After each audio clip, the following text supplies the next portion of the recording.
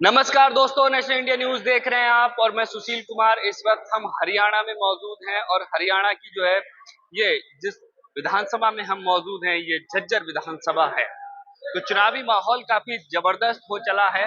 हरियाणा के लोगों से हम बात करेंगे और जानना चाहेंगे कि हरियाणा में पिछली 10 साल की जो सरकार भाजपा की रही है उसमें किस तरह से विकास कार्य हुए, अभी हरियाणा की जनता क्या सोच रही है, क्या बदलाव का मन जनता ने बनाया है या फिर दोबारा से या तिबारा से कहें भाजपा ही जो है सत्ता में वापसी करेगी। तो तमाम लोग हैं और हम लोगों से बात करेंगे। 10 साल के बीजेपी शासन के अंदर जो खट्टर साहब ने और उसके पीछे एक उचंती सीएम बनाए गए नायब सैनी, जिन्होंने इस प्रदेश का सत्यानाश करके रख दिया।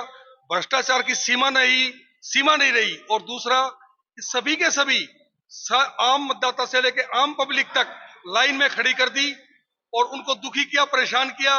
परिवार पहचान पत्र, आईडी और किसानों के प्रति इनका क्रूर प्रभाव रहा। किसानों के प्रति क्रूर प्रभाव रहा।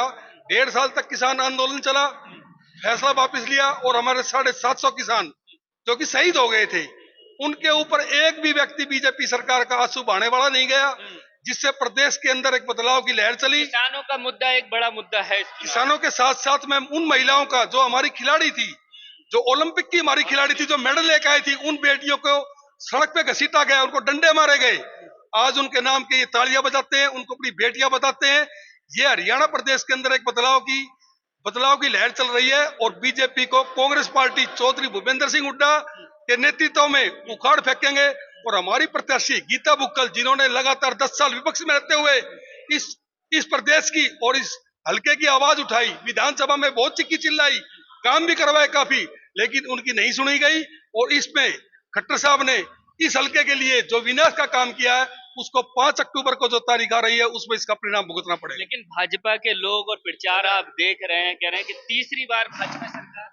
नहीं, तीसरी बार भाजपा सरकार नहीं, भाजपा सरकार तो दूसरी बार भी नहीं थी, लेकिन दुष्यंत चौटाला, जिन्होंने भाजपा के विरोध में वोट लेकर 10 सीटें प्राप्त करके उनका साथ दिया और उनके चोरी और डकैती में उनके साथ शामिल हुए, भ्रष्टाचार में शामिल हुए, जिसका परिणाम यह हुआ कि भाजपा को उनको निकालना पड़ा। आज उनका कहीं कोई नाम लेवा नहीं है, मड़ाई खाकर बाहर आए हैं, झूठ बोलकर सरकार का साथ दिया, सरकार बनाई। और कांग्रेस पार्टी, जिन्होंने पहले 10 साल हुड्डा साहब ने जो काम किया, विकास किया पूरे प्रदेश के अंदर, उसका परिणाम यह है कि आज 90 में से 70 से ऊपर सीटें भाजपा हारेगी, 100% हारेगी और चौधरी भूपेंद्र सिंह हुड्डा के नेतृत्व में ये सरकार बनाएगी। देखिए, भाजपा हारेगी और कांग्रेस जीतने की बात करें, और भी लोगों से बात करेंगे। साल डबल इंजन की सरकार रही, राज्य में भी भाजपा और केंद्र में भी भाजपा। बहुत बेकार कार्यकाल रहा 10 साल का। भाजपा सरकार ने कोई काम नहीं किया है और स्पेशली हमारे हल्कों में तो कोई एक पैसा का भी काम नहीं किया है। अच्छा। और ये सरकार हारनी चाहिए, 100% हारेगी अब की बार। लेकिन वो तो कह रहे हैं तीसरी बार सरकार। तीसरी बार सरकार बिल्कुल नहीं आ सकती, किसी भी मुद्दे पर नहीं आ सकती। यहाँ कांग्रेस की चौधरी हुड्डा साहब आएंगे और ये हमारी गीता बुक्कल, ये जीतेंगे सारे और हमारी कांग्रेस की सरकार आएगी। क्या मुद्दे लग रहे हैं जिन पर इस बार जो है आप कह रहे हैं कि जो है भाजपा सरकार जाएगी, कांग्रेस की बनेगी? मुद्दे किसानों का मुद्दा है, खिलाड़ियों का मुद्दा है और एमएसपी का मुद्दा है और डेवलपमेंट का मुद्दा है, जो बीजेपी ने कुछ भी नहीं किया है। और सर्विस का, नौकरी का मुद्दा है, जो नौकरी पेशा था वो हमारे किसी भी हरियाणा में नहीं दिया। हरियाणा बिल्कुल पिछड़ गया है। हरियाणा पिछड़ गया है। हाँ जी, तो बदलाव का मन बना। बदलाव 100% बदलाव होगा जी अब की बार। चलिए, और भी लोगों से हम बात करते हैं। जी सर, क्या कहना चाहेंगे, किस तरह का माहौल है इस बार हरियाणा में? हरियाणा में देख, माहौल तो है ना जी, बीजेपी का खराब हो चुका है जी। अच्छा। हाँ जी। और अब तो कांग्रेस ही आएगी और कांग्रेस ही है ना माहौल को ठीक कर सकता है। जो कि अपने सीएम साहब भूपेंद्र सिंह हुड्डा हैं, उनके नेतृत्व में सब कुछ है ना, कार्य का पिटारा खोल के ले रखा है और पिटारा खोल भी दिया है। और जो भी होगा वो भी आगे सब कहने के लिए तैयार है। जैसे कि नौकरियों का मुद्दा है या और कोई मुद्दा है, कोई से भी किसी प्रकार का है, तो बीजेपी के पास है ना कुछ मुद्दा नहीं था। आज तक 10 साल के बाद भी आज तक है ना किसी का बच्चा नहीं लगा। हमने तो देखा नहीं कि मेरा बच्चा लगा, मेरा बच्चा। हमने तो गांव में भी जाकर देख लिया। नौकरियों पर काम नहीं किया गया। न नौकरियों पर भी काम नहीं करे, ना विकास कार्य में नहीं किया गया उन्होंने।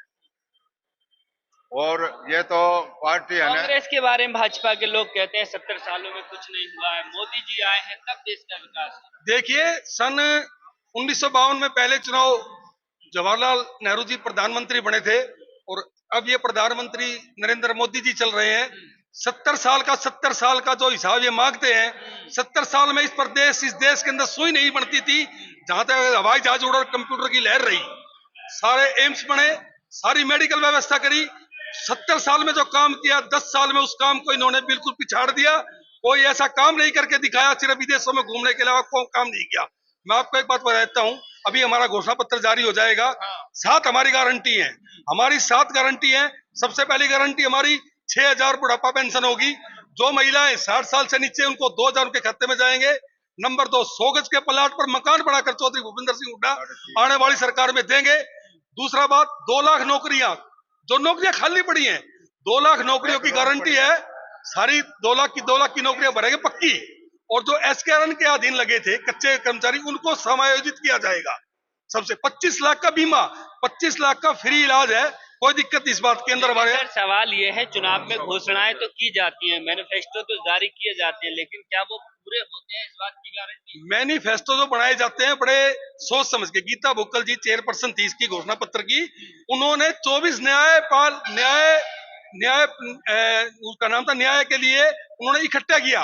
उन्होंने लोगों को, हर वर्ग के लोगों को इकट्ठा, उनसे डिमांड पूछी, उनकी मांग पूछी, परेशानी पूछी। जब ये घोषणा पत्र तैयार बना है, और इस घोषणा पत्र को मैं प्रेस प्रवक्ता होने नाते बता सकता हूं कि 100 का 100% चौधरी भूपेंद्र सिंह हुड्डा आने वाले 5 साल में पूरा लागू करेंगे। इसमें एक भी ऐसा घोषणा नहीं है जो पूरी नहीं होगी, बिल्कुल पूरी होगी।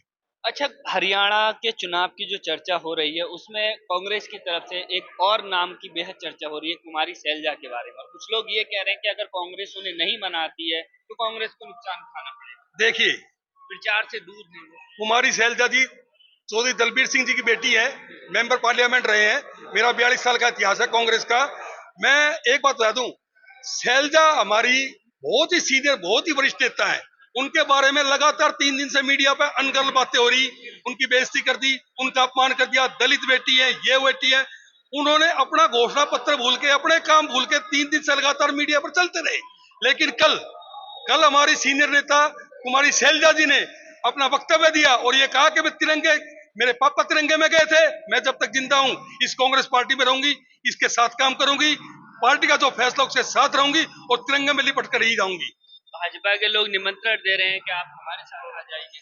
नहीं, निमंत्रण भाजपा निमंत्रण उनको दे रही है, लेकिन मैं भाजपा से ये पूछ रहा हूं कि उनके जितने नेता थे, जिनके भी नेता थे जिन्हें इलेक्शन लड़ा पीछे, सारे के सारे सभी टूटकर चौधरी भूपेंद्र सिंह हुड्डा और कांग्रेस के नेतृत्व में शामिल हो चुके हैं। यहाँ से 2 प्रत्याशी थे पिछली बार, राकेश जी थे, डॉक्टर राकेश से चुनाव लड़ा पिछला, उससे पहले कांता देवी जी ने चुनाव लड़ा।